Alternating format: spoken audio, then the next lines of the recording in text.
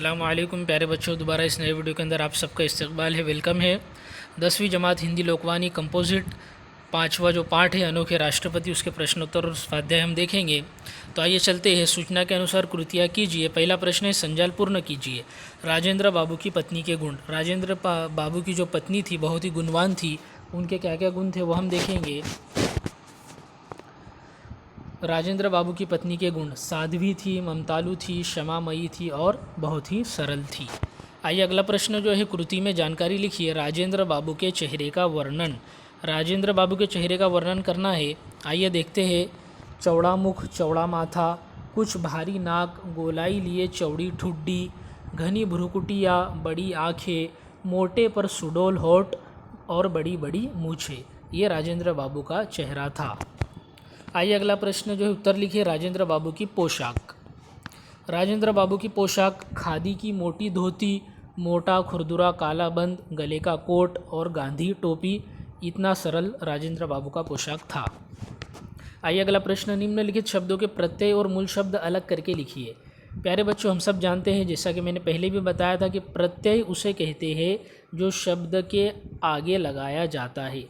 जैसे पहला शब्द यहाँ पर बुद्धिमान है, तो उसका जो मूल शब्द है वो बुद्धि है, और मान जो है बाद में प्रत्यय लगाया गया है, तो उसे प्रत्यय कहते हैं। तो यहाँ पर हमें क्या करना है कि शब्दों के प्रत्यय और मूल शब्दों को अलग अलग करना है। तो आइए अलग करके हम देखते हैं डायरेक्ट। देखो, बुद्धिमान, तो बुद्धिमान में मान ये प्रत्यय है, बुद्धि मूल शब्द है। पारिवारिक, इसमें इक प्रत्यय है और परिवार मूल शब्द है। रोमिल, इसमें इल प्रत्यय है और रोम मूल शब्द है। ममतालु, इसमें आलू प्रत्यय है और ममता मूल शब्द है। आइए अगला प्रश्न, उपसर्ग तथा प्रत्ययुक्त शब्द बनाकर लिखिए। अब हमें बनाना है ना। हमें शब्द दिए गए हैं मूल शब्द, और उसके आगे एक शब्द लगाना यानी उपसर्ग लगाना है, और बाद में शब्द लगाना है यानी प्रत्यय लगाना है। तो आइए डायरेक्ट उत्तर हम देखेंगे। देखो, आवश्यक ये मूल शब्द है, इसके आगे अ लगा दिया हमने, अत्या लगा दिया, इसके आगे अत्यावश्यक बन गया, और उसके पीछे ता लगा दिया प्रत्यय, तो आवश्यकता बन गया। इसी तरह कर्म, तो कर्म का उपसर्ग युक्त बनेगा सुकर्म, प्रत्यय युक्त बनेगा कर्मठता। समय, समय का उपसर्ग युक्त बनेगा असमय और प्रत्यय युक्त बनेगा समय पूर्व।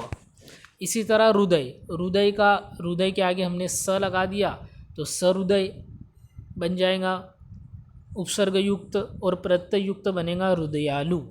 सफल, सफल का उपसर्ग युक्त असफल और प्रत्यय युक्त सफलता। चंचल, चंचल का उपसर्ग युक्त अति चंचल और प्रत्यय युक्त बनेगा चंचलता। आइए अगले प्रश्न की तरफ। सादा जीवन और उच्च विचार विषय पर अपने विचार लिखिए। उत्तर देखेंगे हम। कृति 3 है, स्वमत अभिव्यक्ति है। स्वमत लिखना है, अपने स्वतः के मत, अपने खुद के विचार लिखना है।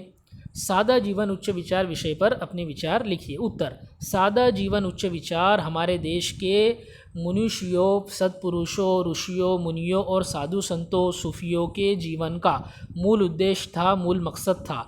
वे जीवित रहने की आवश्यक और आवश्यकताओं की पूर्ति हो जाने भर से संतुष्ट रहते थे, खुश रहते थे। पर ज्ञान, विज्ञान, साहित्य के क्षेत्र में उनके द्वारा किए गए कार्य आज भी लोगों को प्रेरणा दे रहे हैं। अणु की खोज करने वाले कनादी ऋषि सन्यासी की भांति अपना जीवन जीते थे। सन्यासी की तरह, सन्यासी की भांति यानी कि सन्यासी की तरह अपना सादा जीवन वो जीते थे।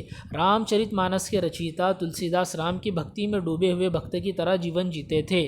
कबीर, सूरदास, रामदास, रैदास, ज्ञानेश्वर, गाडगे महाराज, तुकाराम महाराज, एकनाथ, संत एकनाथ, महात्मा गांधी, विनोबा भावे जैसे महापुरुषों का जीवन अत्यंत सादा और सरल था, पर उन्होंने अपने विचारों से समूची मानव जाति को उद्वेलित कर दिया।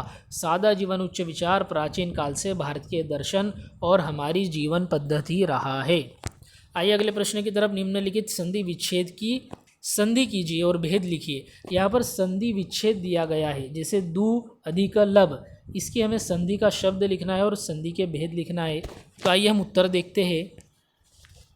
देखो, दू अधिक लब, इसका संधि शब्द बनेगा दुर्लभ। ये कौन सी संधि है? विसर्ग संधि। महा अधिक आत्मा, इसका बनेगा महात्मा, ये स्वर संधि है।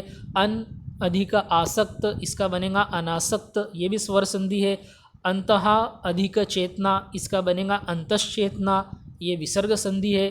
सम अधिक तोष, इसका बनेगा संतोष, ये व्यंजन संधि है। सदा अधिक एव, इसका बनेगा सदैव, ये स्वर संधि है। आइए अगले प्रश्न की तरफ। निम्नलिखित शब्दों का संधि विच्छेद कीजिए और भेद लिखिए। देखो पहले संधि का विच्छेद किया हुआ था, हमने संधि शब्द लिखा था और जो है संधि का भेद लिखा था। अभी जो है संधि शब्द हमें दिए गए हैं, इसका विच्छेद हमें करना है। आइए देखते हैं सज्जन। सज्जन का संधि विच्छेद क्या होगा? सत अधिक जन, ये व्यंजन संधि है। नमस्ते, नमस्ते का संधि विच्छेद क्या होगा? नमा अधिक इते, नमस्ते, ये विसर्ग संधि है। स्वागत, सु अधिक आगत, स्वागत, ये स्वर संधि है। दिग्दर्शक, दिक अधिक दर्शक, दिग्दर्शक, ये व्यंजन संधि है। यद्यपि, यदि अधिक अपि, यद्यपि, ये स्वर संधि है। दुस्साहस, दु अधिक साहस, दुस्साहस, ये विसर्ग संधि है। तो प्यारे बच्चों, यहाँ पर ये हमारा वीडियो मुकम्मल हुआ। ये जो है आधे ही पार्ट के प्रश्नोत्तर हुए हैं। आधे पार्ट के प्रश्नोत्तर जो बचे हुए हैं उसे हम अगले वीडियो में लेंगे। जब तक के लिए आप इन प्रश्नों और उत्तरों को अपनी कॉपी में लिखेंगे और अगले वीडियो का इंतज़ार करेंगे। और अगर वीडियो पसंद आया तो लाइक, शेयर और सब्सक्राइब करेंगे। जब तक के लिए शुक्रिया। खुदा हाफिज़। मिलते हैं अगले वीडियो में।